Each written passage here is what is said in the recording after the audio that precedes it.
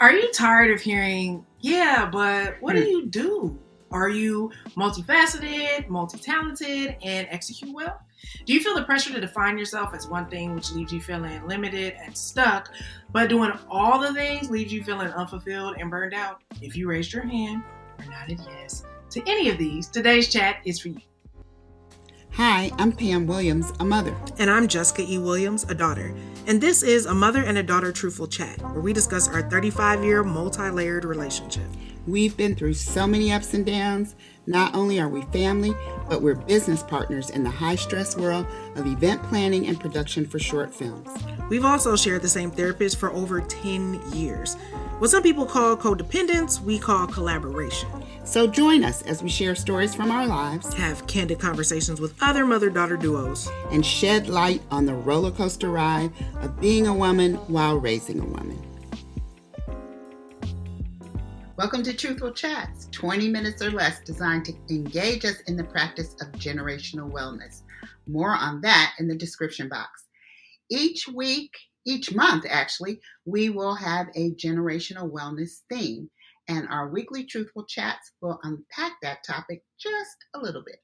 Exactly, and the theme for January is change. And today's episode is all about change focus to fine-tune actions and habits. So, in intro, I said the word multi-talented, and that means, according to the Oxford Dictionary, having many skills or many talents. Multifaceted means having many facets. And a facet, because we're scholars around here, is one side of something that has many sides. So like cut gem, for example. Okay, look at you, gymming, shining bright. And you can have a lot of different sides, okay?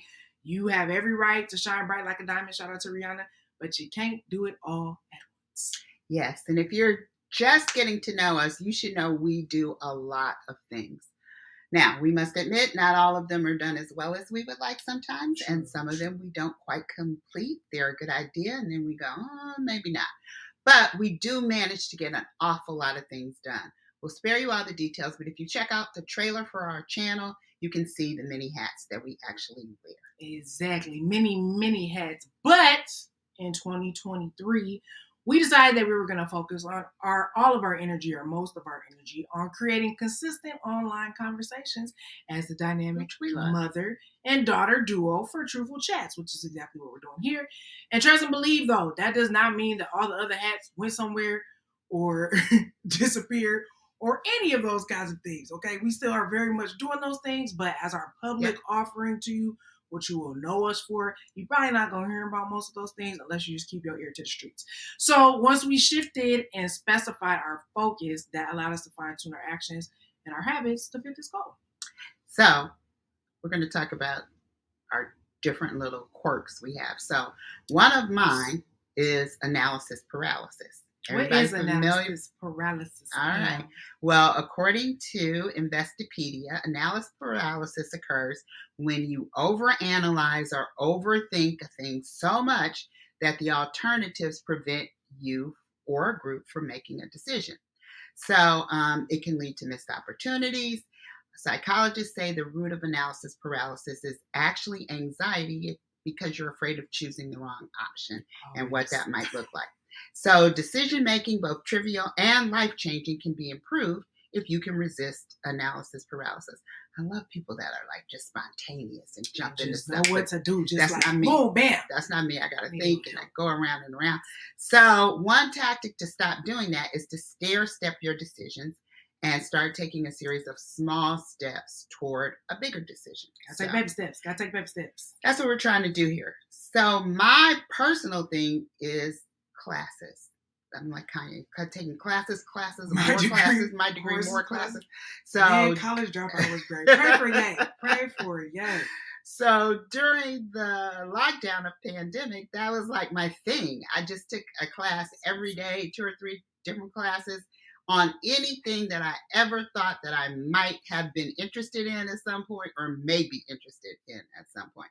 So I was on pure information overload. I mean, really, at all the latest technology, because I'm kind of a tech nerd, geeky kind of in the background. So any new technology coming out, I was like, "Oh, Jess, look at this. Let's learn about this." So driving everybody crazy, including myself. But now that we've decided that we're just going to be focusing primarily on creating really good online conversations and content on a consistent basis, it has narrowed down my class choices. Not saying that I'm not still taking classes, but I am taking the ones that I think will actually help improve what we're trying to do. So that's what we mean by fine-tuning your actions and your habits. I'm doing something a little bit different. Still taking classes, but fine-tuning it and dialing it in to what I think will help us be the most productive and will help us give you guys the best content that would be the most helpful for you. It's reduced my personal overwhelm, and it's allowed me to be able to better process the info I'm receiving. And I think Jessica Askew pays me a little bit more attention now, because before I would be coming to her with 12 different things, and she's like, "I don't care. I don't want to know about that. Why is that? Why do we need that information?" But now when I come, I say, "Listen, I think this is what we need. I think this is why we need it. And let's take a look." And then, we'll kind of talk about it a little bit and go, yes or no. So that's really been helpful. And my analysis paralysis was around, I don't know if life purpose is the word, but like how to do the thing that I have been doing and like meld two things together, right? So my whole life I've been a storyteller. Yeah. I've been writing since I was young. I had a little acting stint. They're trying to pull me back. We'll see what happens. And in the last couple of years, directing and producing, right? So I like to describe myself as a multi-hyphenate storyteller. That just means a person that has several professional skills, okay? Mm-hmm. But I also really love personal development. If you know me, or if we're getting to know each other, I love therapy. I love hearing your story and figuring out how your mind works and improving as a person. And so I really need to figure out how to meld those things together because they felt really random. So shout out to Shanell, Tyus, the AmplifyHER. I will put all of her information in the description box. But she is a certified Clifton Strengths coach, if you know anything about the Clifton Strengths.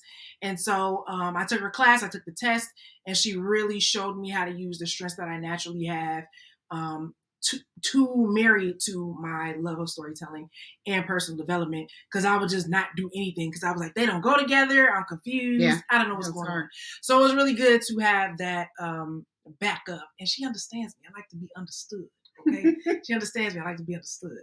So, but in order to achieve this goal of creating consistent online conversations, we also were like, we need a mentor. Like we need somebody to like, who's doing this and doing it well. Hopefully that looks like us, that we want to follow. And so this particular person, we had actually been, it's a long story. We'll tell it one day, but following this person for a while. And now they have this community that they started called the Morning Meetup. If you don't know who I'm talking about David Shands, the podcast king, one half of the Social Proof podcast with his good friend, Donnie Wiggins. So it's all about entrepreneurship. So they have a podcast, but they also have a community that they started called the Morning Meetup.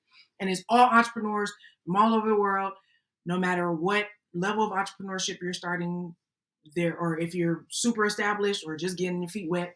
It's great to have all of that accountability and people together. We read books together, all this stuff. But I had to change my habits. Also, shout out to Bryn Drescher, who is the host, and she's also a mindset coach. But I had to change my habit because that course starts at 7:45 a.m. East Coast time. And if you know anything about us, we are on the West, okay?